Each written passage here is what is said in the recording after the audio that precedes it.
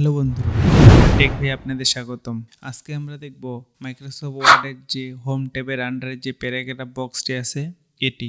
আপনারা যারা মাইক্রোসফট ওয়ার্ডের ফুল প্লেলিস্টটি দেখেননি, আই বাটন এবং ডিসক্রিপশনে লিঙ্ক থাকবে, সেখান থেকে দেখে নেবেন। আর এখনও যারা চ্যানেলটি সাবস্ক্রাইব করেননি, প্লিজ সাবস্ক্রাইব। প্রথমে যদি আমরা প্যারাগ্রাফের অপশনগুলো দেখি, সবার প্রথমে দেখব আমরা বুলেট অর্থাৎ আমরা যদি একটি ডকুমেন্ট নিয়ে আসি এবং ডকুমেন্টের যে ওয়ার্কশিটটা আছে ওই ওয়ার্কশিটের মধ্যে যদি আমরা কিছু নাম লিখি এবং এই নামগুলোর একটু যদি ফন্টটা ইনক্রিজ করলাম, এটা একটা নতুন পেজে নিয়ে যাই।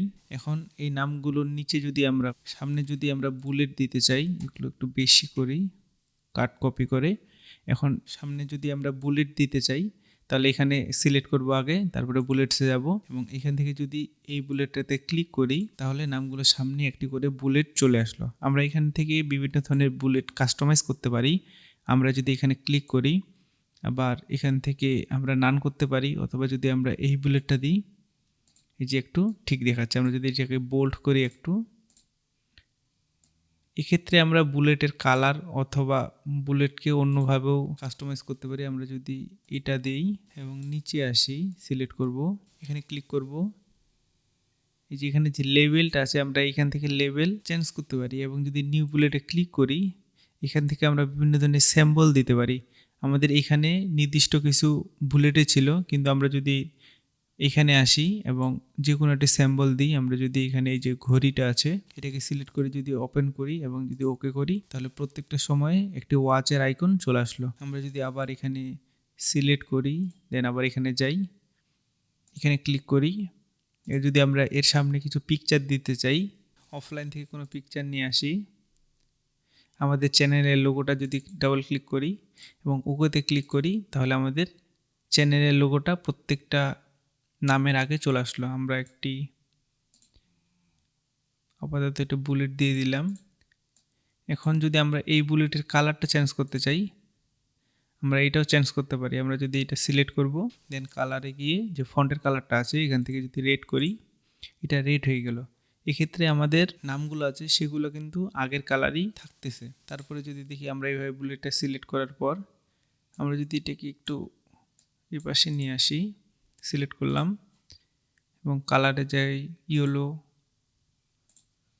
এটা বোঝা যাচ্ছে না এই কালারটা, আবার ব্ল্যাকে রাখবো, গ্রিন যদি রাখি, এই কালারটা এবার ঠিক দেখাচ্ছে। এখন এটা গেল আমাদের বুলেটস বা সামনে কিছু সিম্বল অথবা চিহ্ন অ্যাড করা। কিন্তু আমাদের যদি এখানে সংখ্যার প্রয়োজন হয় বা কাউন্ট করার মতো, সেক্ষেত্রে যদি আমরা 1 2 3 4 দিতে চাই, এখানে যাব এবং এখানে যে 1 2 3 4 এবং নিচে যদি আমরা যতবার ইন্টার দিব ততবার, 9-এর পরে যদি আমরা 10 লিখতে চাই এটি অটোমেটিক চলে আসবে, এটি অটোমেটিক চলতে থাকবে।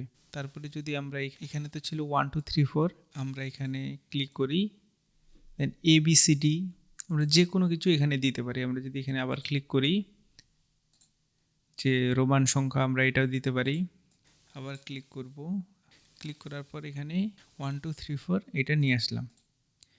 তারপর এটাও সেম, এখানে বুলেট সেট যে নাম্বারের কাউন্ট করার যে সিস্টেম সেটা আমরা দিতে পারি।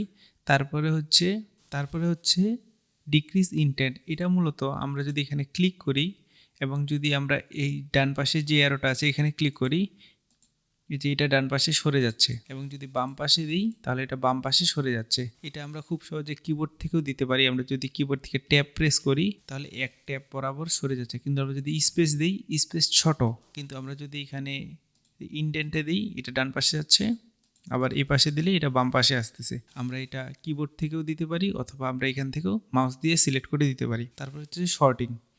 আমরা যদি আরেকটা নতুন পেজ নিই, 1, এখানে 1 দিলাম, 3 দিলাম, 5 দিলাম, 7 দিলাম, 3 দিলাম, 11 দিলাম। এখন এটা উল্টাপাল্টা হিসাবে আছে, কিন্তু আমরা এটা খুব সহজে শর্টিং করতে পারি, অর্থাৎ বড় থেকে ছোট অথবা ছোট থেকে বড়। সেটা করার জন্য আমরা যদি AZ লেখাটি আছে এখানে নাম্বার সিলেক্ট করা আছে, আমরা নাম্বারে যদি ওকে ক্লিক করি তাহলে আমাদের প্রত্যেকটা ছোট থেকে বড় হয়ে গেছে। আমরা যদি এগুলো আরেকবার দিই, এখানে যদি 33 দিই, এখন এখানে যদি 50 দিই এবং যদি এখানে যদি 100 দিই, এখন এটা সিলেক্ট করব, শর্টিংয়ে যাব। এখান থেকে আমরা যদি নাম্বার, ডেট, টেক্সট, আমরা যেহেতু এটা নাম্বার, তাহলে এখানে নাম্বার দিলাম। দেন ওকেতে ক্লিক করলে আমাদের এটা পুরোটাই অ্যাসেম্বল হয়ে গেছে। এখন যদি আমরা এটা কেটে দিই, নিচে আসবো একটু, এখন যদি এখানে আলফাবেট কিছু লিখি, এখন এই আলফাবেটগুলো যদি আমরা অ্যারেঞ্জ করার প্রয়োজন হয়, আমরা এখানে সিলেক্ট করব, দেন শর্টিংয়ে যাব। এখান থেকে টেক্সট অটোমেটিক সিলেক্ট হয়ে আছে। আমরা যদি টেক্সটে ক্লিক করি, এই যে এখানে এটা ছোট থেকে বড়, অর্থাৎ এ বি সি ডি এভাবে অ্যালাইন হয়ে গেছে। আমরা যদি এখন এটাকে সিলেক্ট করি, আবার যদি শর্টিংয়ে যাই এবং এখান থেকে যদি এটা করে দিই, তাহলে ছোট থেকে ছোট আসবে। আবার যদি আমাদের ছোট থেকে বড় প্রয়োজন হয়, তাহলে ক্লিক করব, এখানে ওকে করলে ছোট থেকে বড়। এটা গেল আমাদের শর্টিং। তারপরে হচ্ছে অ্যালাইনমেন্ট। অ্যালাইনমেন্টটা খুব গুরুত্বপূর্ণ। আমরা যদি সবার উপরের পেজে যাই, এখন যদি আমরা এই যে লেখাটা আছে এটাকে যদি অ্যালাইন করতে চাই, এটা এখন লেফটে আছে। আমাদের অ্যালাইনমেন্ট 4টা থাকে, লেফট, রাইট, সেন্টার এবং জাস্টিফাইড। লেফট, রাইট, সেন্টার এবং জাস্টিফাইড। আমরা যদি এই লেখাটাকে সিলেক্ট করি, আমি পুরো লেখাটাকে সিলেক্ট করলাম। সিলেক্ট করার পর এটা এখন লেফটে আছে। এখন যদি রাইটে দিতে চাই, তাহলে রাইটে। এখন যদি সেন্টারে নিতে চাই, সেন্টার। এটা শর্টকাট কমান্ড হচ্ছে, নিতে চাই তাহলে কন্ট্রোল এল, এবং যদি সেন্টারে নিতে চাই তাহলে কন্ট্রোল ই, এবং যদি রাইটে নিতে চাই তাহলে কন্ট্রোল আর। আর যদি জাস্টিফাইড করতে চাই, মানে লেখাটা দুই পাশে সমান দেখাবে, তাহলে কন্ট্রোল জে। এই যে লেখাটা দুই পাশে সমান দেখাচ্ছে। আমরা যদি লেফট করি তাহলে কিন্তু দুই পাশে এটা সমান অনেক সময় দেখায় না। যদি পুরোটাকে সিলেক্ট করি, এই যে এখন এটা কিন্তু সমান দেখাচ্ছে না এই ডান পাশটা। কিন্তু এটা যখন আমরা জাস্টিফাইড করব, জাস্টিফাইড করলে লেফট এবং রাইট দুই পাশেই সমানভাবে লেখাটা দেখাবে। এটা গেল জাস্টিফাইড। তারপরে হচ্ছে স্পেসিং। স্পেসিং মূলত একটা লাইন থেকে আরেকটা লাইনের দূরত্ব। আমরা যদি এখানে ক্লিক করি, এখন এটা 0.1 আছে। এখন যদি 0.15 করি, 0.15, তারপর 2.0, 2.5, 3.0, এইভাবে আমরা একটি লাইন থেকে আরেকটি লাইনের স্পেসিং বাড়াতে পারি। আমরা যদি লাইন স্পেসিং অপশনে যাই, এবং এখান থেকে আমরা আরও এটি কাস্টমাইজ করতে পারবো। আমরা যদি এখান থেকে আফটার, বিফোর, আমরা যদি আফটারটা বাড়াই, তাহলে নিচেরটার যে নিচের প্যারাটা আছে সেই প্যারাটা বাড়তেছে। আবার যদি এটা কমাই, অটো করলাম, এই যে নিচে আপনারা দেখতে পাচ্ছেন, এই যে নিচে ক্লিক করলে এই যে এইখানে লক্ষ্য রাখবেন, এটা যদি আমি কমাই তাহলে উপরে চলে আসতেছে। আবার যদি বাড়াইলাম, এখন যদি ওকে ক্লিক করি, এই যে নিচে অনেকটা জায়গা নিছে। এখানে এইভাবে আপনি লাইন স্পেসিংটা দেখবেন, এই অপশনটা।